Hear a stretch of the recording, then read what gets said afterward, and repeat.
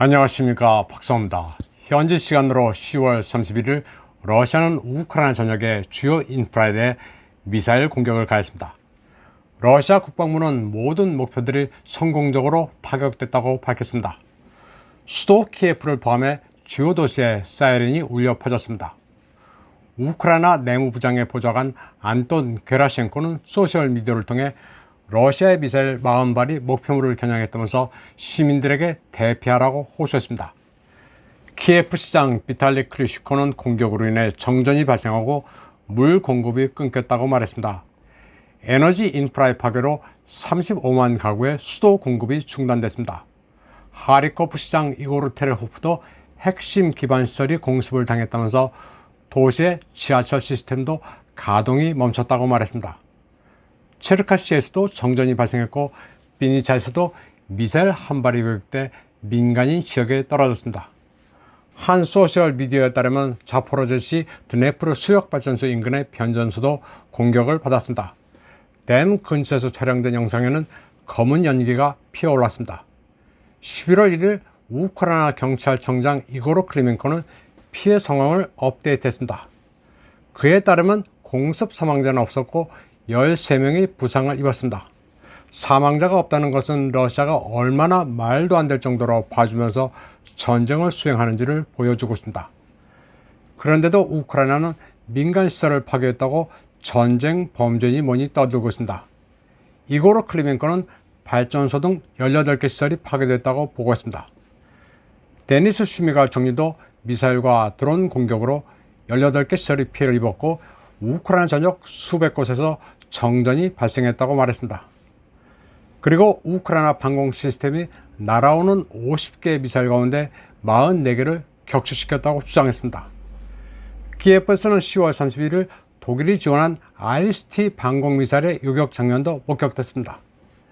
아이리스-T 미사일은 2개의 포대가 배치됐는데 완전 중과부적입니다.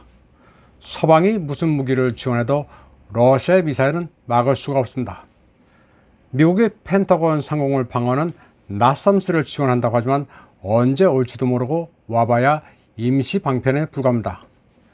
미국은 우크라이나에 지원할 방공무기도 사실은 없습니다. 오죽하면 60, 70년대 쓰이던 노원 호크 미사일을 보내주겠다고 할 정도입니다. 이쯤 되면 우크라이나는 더 이상 전쟁을 끌고 갈 수가 없습니다. 항복을 거부하고 지금 억지로 버티고 있는 겁니다. 아직 본격적인 겨울은 오지도 않았지만 도시에서는 정상적인 생활이 불가능합니다. 전력이 두절되면 수도, 가스도 끊기고 도시는 기능을 잃어버립니다.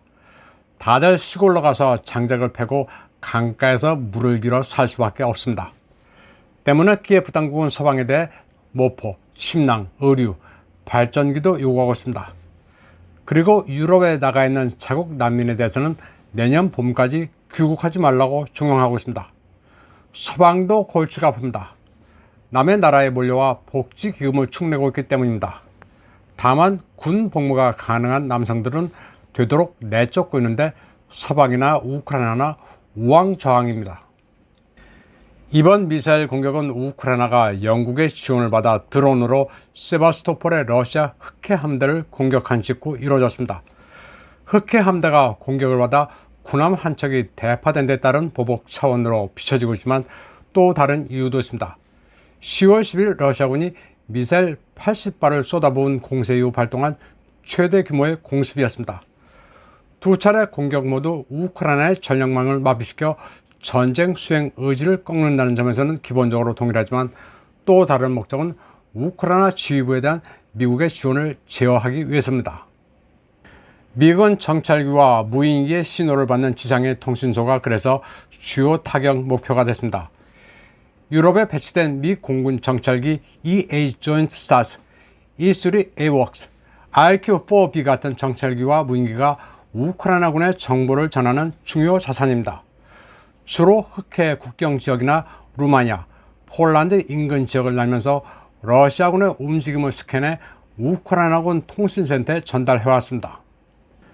그래서 이번 러시아군의 미사일 타격은 미군과 우크라이나 간 정보통신 전달을 마비시키는 것도 주요 목적이었습니다. 10월 29일 우크라이나가 흑해 러시아군 함대를 드론으로 공격했을 때 미군이 보유하고 있는 나토 소속 RQ-4 글로벌 호크 무인기의 조력을 받았습니다. RQ-4 드론은 이태리 카타니아 기지에서 출격해 세바스토폴 항을 배회했고 러시아는 줄곧 이 드론의 항적을 추적했습니다. 다음 소식입니다. 이번 우크라이나 분쟁으로 인한 에너지 전쟁, 그로 인한 유럽의 몰락 등 지정학, 지경학적 대격변에서 최대 승자는 중국입니다. 그 과실을 날로 주워먹고 있습니다. 미국과 유럽연합이 의도했던 안 했던 결과적으로 유럽 산업의 중심인 독일의 알짜 기업들을 모두 중공에 상납하는 모양새가 나타나고 있습니다. 올라프 숄츠 독일 총리가 11월 4일 중공을 방문하는 게 그렇습니다. 독일 정부 대변인은 중공의 전체주의적 성향과 인권 탄압, 그리고 상호주의에서 문제가 있기는 하지만 경제적으로 디커플링을 하지는 않을 것이라고 밝혔습니다. 중공은 과거 6년 동안 독일의 최대 교역국으로 2021년의 경우 무역액이 2,440억 달러 이상을 기록했습니다. 올라프 숄츠 독일 총리는 방중을 성사시키기 위해 중공 해운기업 코스코의 함부르크항 컨테이너 부대의 지분을 인정했습니다. 코스코는 1대1로라는 중공의 글로벌 야심에 부합하기 위해 만들어진 회사입니다. 이 회사는 함부르크항뿐만 아니라 로테르담과 앤트워프 등 유럽의 주요 항구, 그리고 미국의 롱비치, LA, 시애틀에도 지분을 가지고 있습니다. 따라서 독일의 숄츠가 함부르크항 지분을 허가한 것은 전략적 교두보를 중공에 헌납한 것이나 다름없습니다. 독일은 중공에 잘 보이기 위해 도르트문트에 본부를 둔 차량 반도체 메이커 엘모스를 중공에 넘기는 방안도 검토하고 있습니다. 올라프 숄츠의 방중에는 독일의 쟁쟁한 기업들이 수행합니다.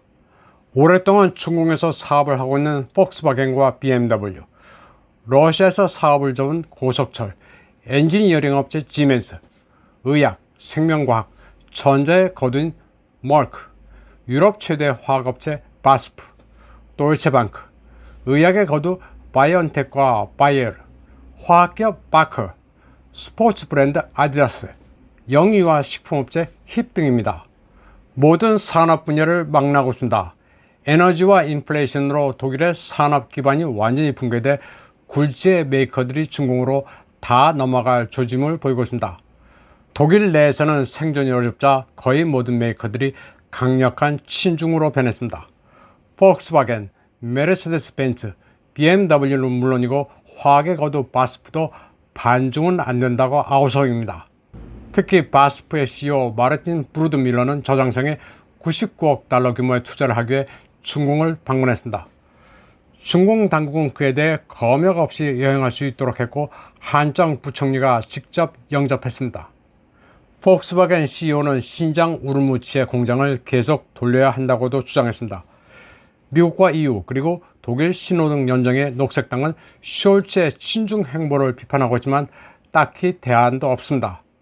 미국이 겉으로는 중공 경제를 붕괴시키기 위해 정면 대결을 벌인다고 하지만 대러 제재와 에너지 전쟁을 촉발시킴으로써 독일의 산업을 중공에 가져다 바치는 엉뚱한 결과를 낳고 있습니다. 이번 방송은 여기까지 하겠습니다. 시청해주신 여러분 감사합니다.